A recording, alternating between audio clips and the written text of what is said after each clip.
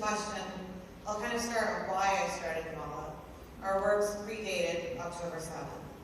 And I will say that since 9/11, Muslim American voices such as myself have been bullied into silence. And I call this coerced cohesion.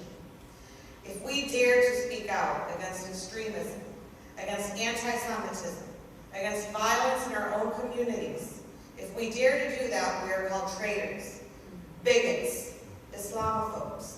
The word Zionist is spit at us as if it's some sort of slur. Either that or our voices become tokenized. The left and the Islamists have had a monopoly on Muslim American representation since 9/11. And the core problem remains because the majority of mainstream Muslim American organizations are Islamists. And I started Mala because Muslim Americans deserve better.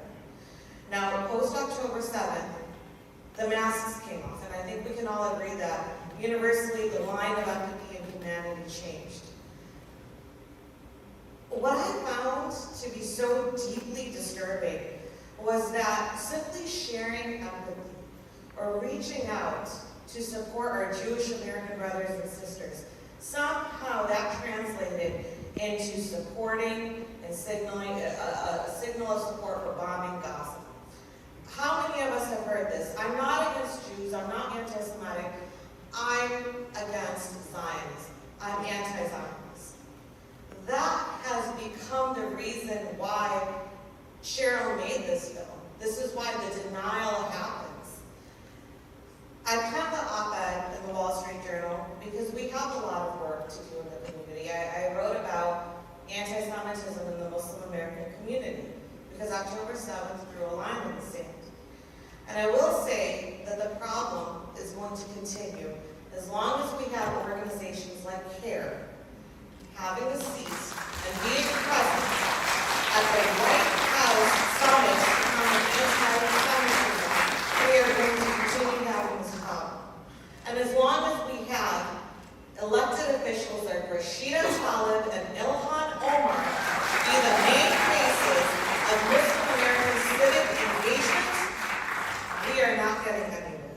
And this is why we started this. This is why, because Mala is so important.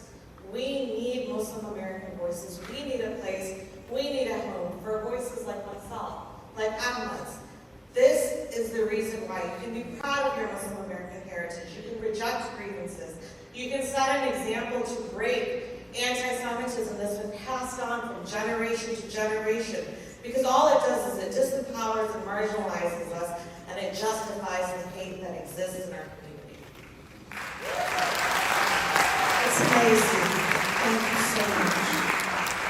Can I just briefly say that thanks to Zainab reaching out to me soon after October 7th, she got me an op-ed, helped me get an op-ed in the Wall Street Journal, helped me get in front of multiple organizations, get to the Oslo Freedom Forum.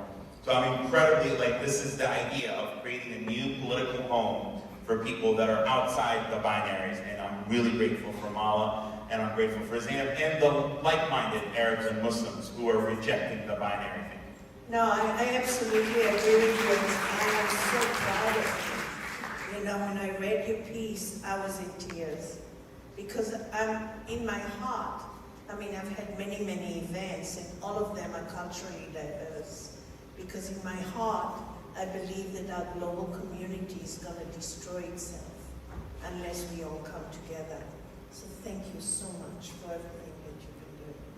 You know, I wanted to talk about the plight of women at this point, because one of the things that shocked me most of all is the way women organizations were silent. We watched these things. Yes. I went with Hillary Clinton to the UN when the UN women would not make a sound or make any statement after October 7th. It took 8 weeks before they even made a statement. And they made a statement because of Hillary Clinton.